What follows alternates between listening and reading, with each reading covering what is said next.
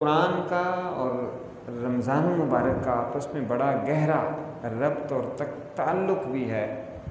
کہ جس کا ذکر اس آیت مبارکہ میں اللہ پاک نے فرمایا کہ شہر رمضان الذی انزل فیہ القرآن، کہ رمضان وہ مہینہ ہے کہ جس میں قرآن نازل کیا گیا۔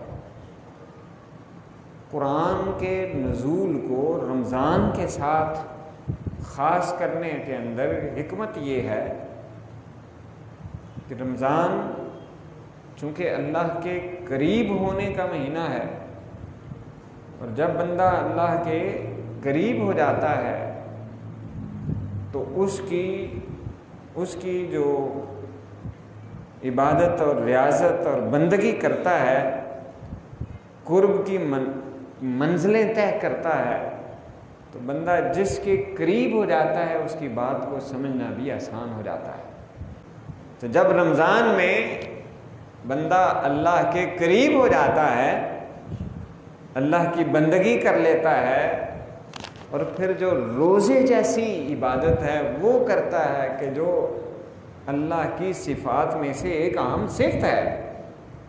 کہ اللہ تعالیٰ کھانے پینے سے پاک ہے، تو یہ صفت در حقیقت اللہ کی صفت ہے، اور حکم ہے تخلقوا باخلاق اللہ، اپنے اندر وہ چیزیں پیدا کرو، وہ اخلاق پیدا کرو، وہ عادتیں پیدا کرو جو اللہ کی ہیں۔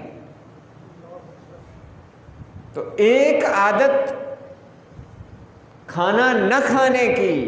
کچھ بھی نہ پینے کی، جب بندہ روزے کی صورت میں اپنے اندر پیدا کر لیتا ہے تو اللہ کی صفت کو اپنا لیتا ہے، تو اللہ رب العزت کو وہ بندہ بہت زیادہ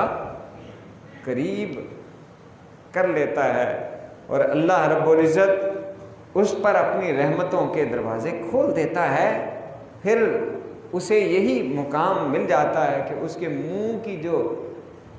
بو ہوتی ہے وہ بھی اللہ کو مشک سے زیادہ محبوب ہو جاتی ہے۔